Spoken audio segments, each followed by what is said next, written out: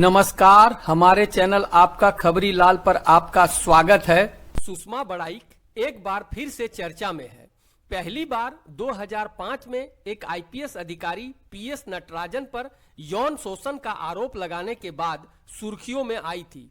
उन्होंने तत्कालीन IG PS Natarajan पर यौन शोषण का गंभीर आरोप लगाया था, जिससे राज्य की राजनीति और प्रशासन में सनसनी फैल गई थी। इस मामले में 2012 में नटराजन को बर्खास्त कर दिया गया था। दिसंबर 2022 में रांची में हरमू के पास उन पर बाइक सवार हमलावरों ने गोलीबारी की, जब वह एक मामले में गवाही देने के लिए अदालत जा रही थी। इस हमले में वह गंभीर रूप से घायल हो गई थी और उन्हें अस्पताल में भर्ती कराया गया था। बहुत मुश्किल से उनकी जान बची थी। सुषमा बड़ाइक अक्सर अपने विभिन्न मामलों और आरोपों के कारण समाचारों और विवादों में बनी रहती है।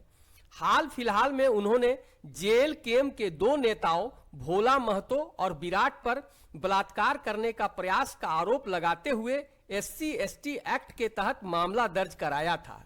इस मामले में जेल केम सुप्रीमो जयराम महतो सुषमा को फोन कर मामले को शांत करने की अपील करते नजर आए, जिसकी कॉल रिकॉर्डिंग भी वायरल हुई थी।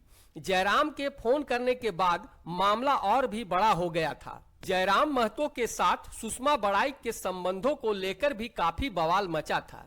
ये मामला कुछ शांत ही हुआ कि सुषमा ने आदिवासी नेत्री निशा भगत पर सबूतों के साथ सेक्स रैकेट चलाने का आरोप लगा दिया है, जिससे सनसनी फैल गई है। निशा भगत, जयराम महतो और अन्य घटनाओं को लेकर सुषमा बड़ाइक से एक विस्तृत बातचीत की गई, जिसे पूरा सुनकर आप फैसला कर सकते हैं कि सुषमा बड़ाइक जो कह रही है उसकी सच्चाई क्या है। जी, मेरे तरफ से आपके चैनल को और सभी को जोहार है। सुषमा जी, पहले आप अपने बारे में कुछ बताइए। मैं गुमला जिले से बिशुनपुर की रहने वाली हूँ। गुरदरी थाना पड़ता है हमारे गांव का, और जस्ट एकदम नेतरहाट पहाड़ के नीचे मेरा घर है, और वहाँ भी बहुत खेती बाड़ी भी होता है। और हम लोग बचपन में 10 से 15 मिनट में दौड़ करके नेतरहाट पहाड़ अपने घर से ऊपर चढ़ते थे। पहला सवाल ये कि आप जयराम महतो से क्यों भड़की हुई हैं? क्या नाराजगी है उनसे? देखिए, समय के साथ थोड़ा गुस्सा आ जाता है, लेकिन कंट्रोल करने की कोशिश करती हूँ, क्योंकि जो हम संविधान में जीते हैं और संविधान के विरुद्ध जो समाज में तोड़ने की बात करेंगे, समाज को लड़ाने की बात करेंगे, समाज में गंदगी फैलाएंगे, तो वहाँ गुस्सा आना स्वाभाविक है। एक समय आप जयराम के बहुत बड़े फैन थे, फिर ऐसा क्या हुआ जो उनसे दूरियां बढ़ गई? जयराम जी क्या बोलूंगी, एक संवैधानिक पद पे हैं और वो मीडिया पे भी काफी फालतू बातें बोले मेरे विरुद्ध में।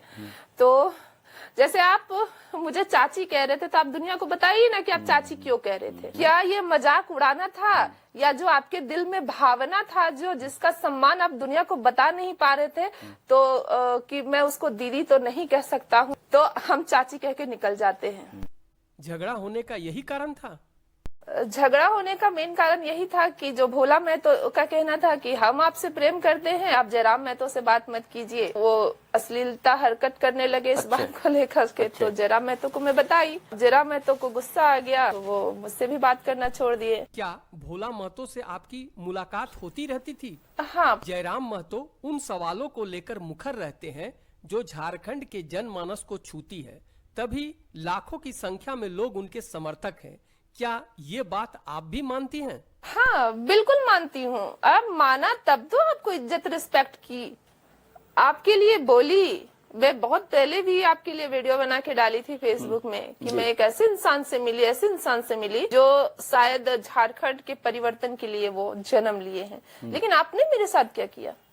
आप खुद न्याय करने उतर आए कि आप भोला महतो, विराट महतो का केस वापस ले लीजिए, हम न्याय करेंगे। आपने तो भरोसा ही तोड़ दिया मुझ पर, तो आप न्याय क्या करेंगे? आप मीडिया में आके आलतू फालतू बात करने लगे। हमने आपका कब सम्मान नहीं किया? क्या भोला महतो वाला केस अभी भी चल रहा है?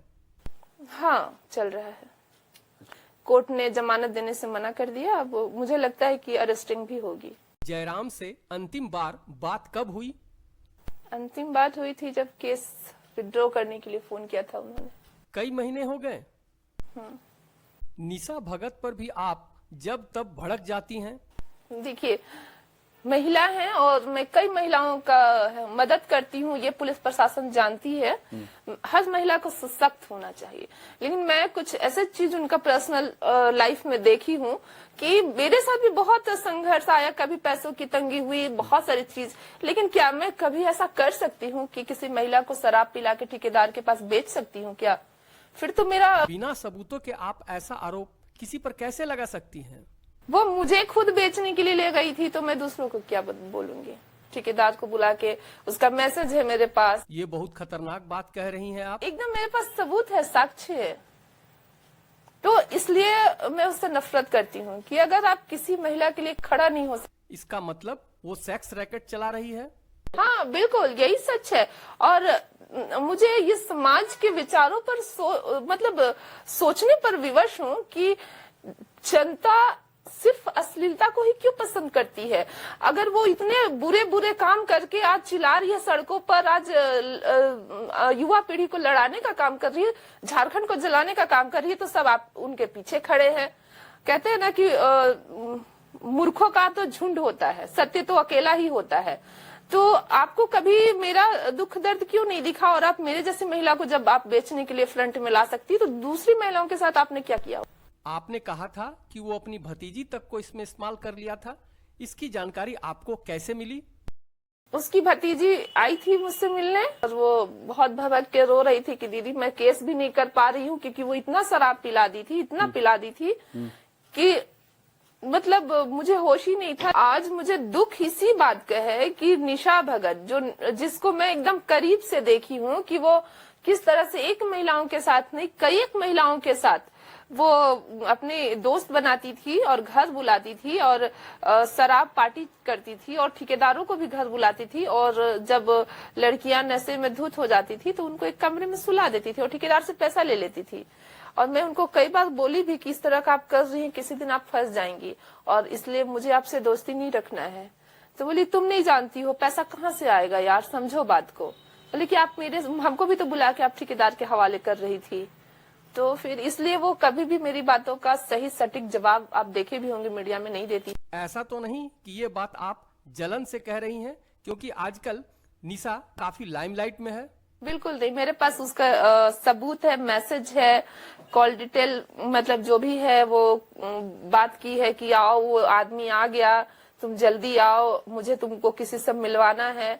तो जब मैं ये जान रही थी तो जानते जानते मैं उस दलदल पे नहीं फंसूं। ये सब काम निशा कहाँ करती थी? रांची में जहाँ उसका फ्लैट था। और ये बात भी उसने मुझे बताया था कि देखो ना, सोनू सिंह से मेरा रिलेशन हो गया है, ऑनलाइन रिलेशन, जो जेल में है, और वो हमको पत्नी मानने लगा है और मेरे सामने ही उनके कॉल आते थे। तो सुना आपने कि सुषमा बड़ाइक ने निशा भगत के कौन कौन से काले राज खोले। यहाँ आपकी राय भी महत्वपूर्ण है कि सुषमा जो कह रही है वो सच है या झूठ।